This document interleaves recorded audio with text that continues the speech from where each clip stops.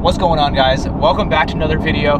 I'm sorry we've been gone for so long. I was busy with life, you know? But we installed not one, but two modifications since the last time I uploaded to YouTube. And originally I was gonna separate the videos and separate the modifications into like their own distinct specific video. But then I was getting a lot of comments like this, asking me to make longer videos.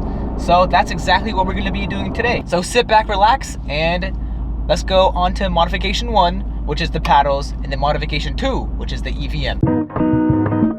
In today's video, we are gonna be doing the best modification I've ever done to my GTS. And honestly, for the money that you spend, I'm not kidding. Take a look at the inside. What are we missing, fellas? And that is because we're gonna be installing, you guys hear that? Mad Trace paddles. The stock Mercedes ones, they were really good. AMG does not slack on their paddles. They're metal, they click hard, but these, I did the honors of removing it so that way I can show you guys. I know you guys are probably thinking, what happened to your carbon steering wheel? And honestly, if I'm being brutally honest, I'm gonna insert a picture over here. You guys know that little black touchpad? Over the months of using it, I'm sorry, but I hate it. Plus, you can never go wrong with just real buttons. I have never had any sort of annoyances with the steering wheel. It's Alcantara, so it's a classy look. You got the gloss black and everything. We're gonna be installing these right now. But basically, all you gotta do is you remove your steering wheel. Obviously didn't show that, but I did that in a previous video. So we're basically just gonna be feeding the wire through, you know, just like the stock one. And then just make sure that everything aligns perfectly in the back. After everything lines up, just use the stock screw that came with your wheel. Some sets will have to use different screws that comes with your Mad Trace paddles inside the box. Everything will come, don't worry. And then we're just gonna use the T20 to tighten everything back up. Tight is good, but never over tighten anything. And then it's just pretty simple. You just gotta put everything back into where they were stock. Easy peasy. All right, so after you guys are finished installing the paddles, just make sure you guys tuck in the wires because you don't want anything to get pinched. So I'm just gonna do that for this as well. Make sure everything is tucked in. And then when you wanna install the buttons back, just make sure they're all aligned up because these tabs over here, they just gotta go through.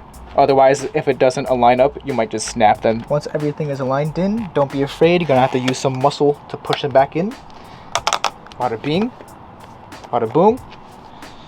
Make sure everything is aligned like this. Everything is flush. Again, we're gonna be using the T20 to tighten everything back up. So it's actually a pretty easy install. If you've never done it before, it'll probably take you like an hour. The steering wheel is all set now.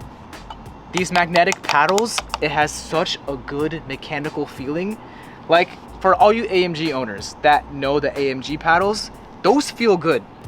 These feel 10 times better. If you guys like a good mechanical feel, then you guys are gonna love these paddle shifters because it's an absolute game changer. Quick tip, before you guys remove your steering wheel, just make sure that your actual wheels are straight because if they're not straight, and if you try to remove your steering wheel, it's just gonna come out all clunky and you're gonna be driving straight with your steering wheel like this. So make sure when you park, your steering wheel is dead center and then go ahead and take it off. We're just gonna go ahead and reuse the bolt.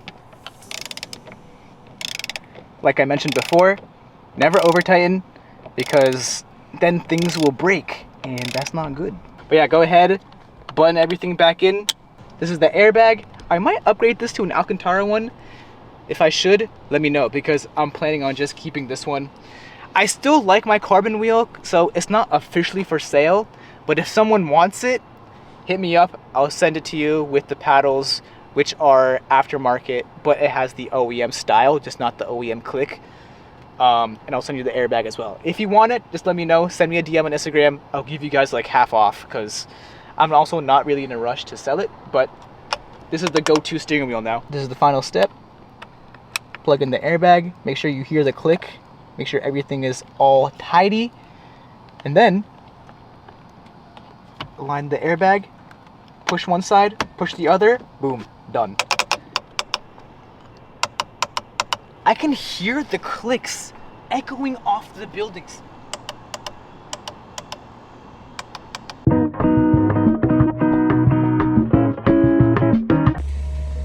Alright guys, so here is the valve module from ASR, sold by X Valve. Here are the two remotes. When I got this in the box, there was no instructions. So I did find some online and it was in German. So basically what I understood from that, because I speak German, no, just kidding, we use Google Translate. But basically, you gotta remove 3 bolts. One here, and one at the top right over there. And I went ahead and already disconnected it because that was the hardest one. But just gotta remove these 3 in the passenger footwell. This is for the GTS, by the way. For the C63, you gotta plug it into the back in the trunk. But for the E63S, I think you just gotta plug it into the exhaust directly. But basically, all you're gonna need is a 10 mil to do it. And there it is. I already went ahead and disconnected the battery since we're gonna be pulling some fuses, but you only need a 10 mil for that. But yeah, let's go ahead and undo these bolts and get cracking.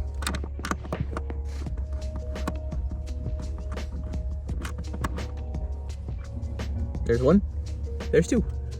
We undid all the bolts, and let's just put these somewhere safe so that way we don't lose them.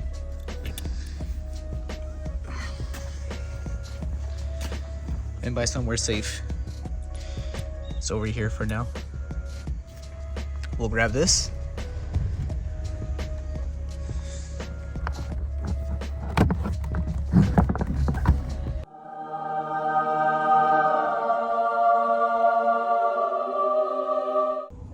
All right, so there was a bolt right over there that I just took out because this is the ground part. We have to put the ground wire in like so, and then screw it back in over there. And then over here, we just have to take this part out and this part out and connect this end and that end respectively. And then we gotta pull this 10A fuse out over here, connect it into this part, and then plug this in. So let's go ahead and do that. All right, so I went ahead and disconnected the 10A fuse from there, and I didn't have any pliers or a fuse holder, so I used tweezers and it worked perfectly fine. Now we just gotta connect this to this part and then plug it back in. Also, if you guys are wondering why I'm grunting, it's because I'm stuck in between the chair over here and the dashboard. Also, I'm sorry if that's a terrible angle. There's nowhere else to put you guys. But we're just gonna go ahead and connect it. I took it out and put it in the other way, and it fits perfectly fine both ways. So I'm assuming that there's no issue with directionality, I guess. So yeah, either that or the car's gonna catch on fire. All right, so we went ahead and attached the ground wire to this part over here. I put some tape around over here just so that way this doesn't flop around everywhere. Fuse is in, clipped in. All these clips are locked, this side and this side, and looks like we're ready to go. So before I button everything back up, we're just gonna test it.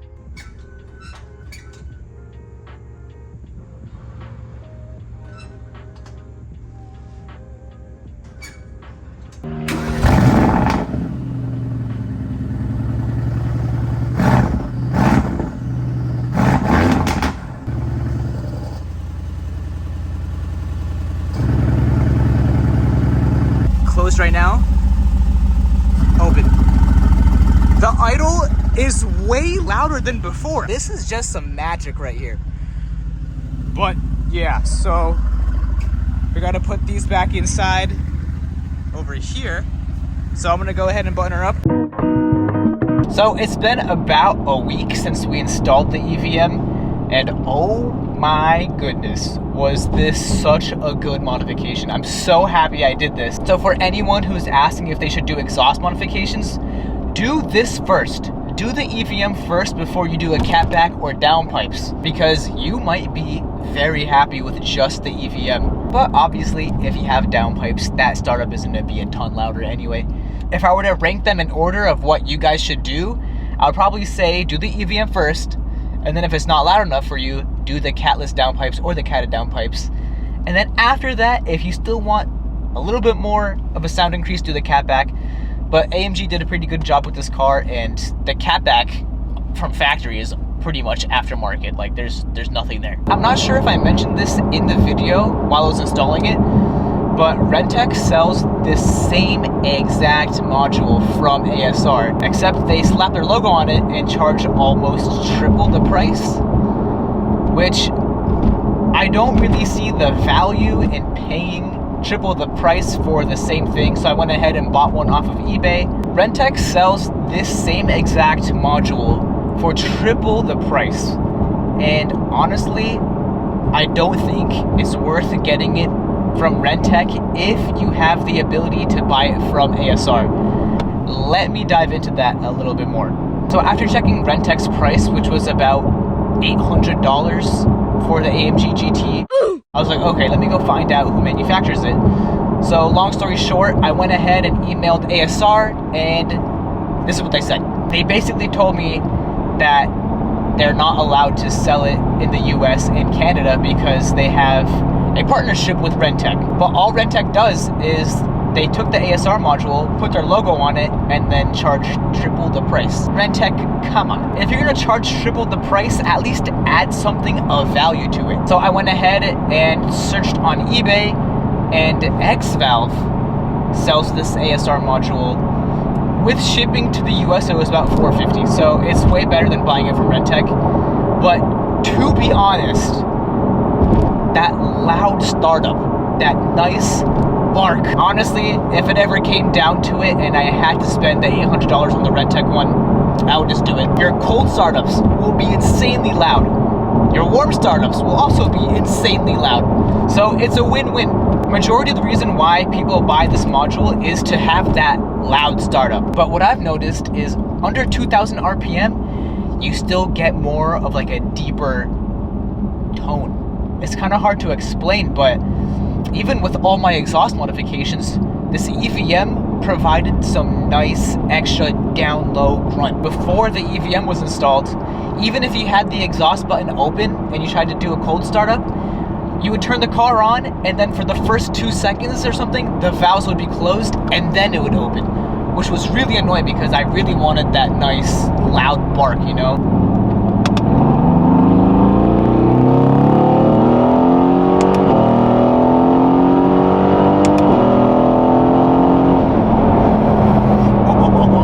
And as you can hear, the paddles sound great.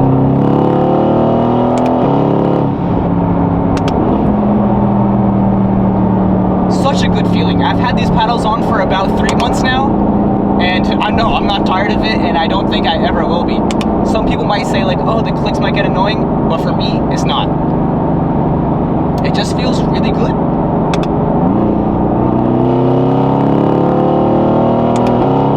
So right now we're about 1600 RPM. That was at 1900.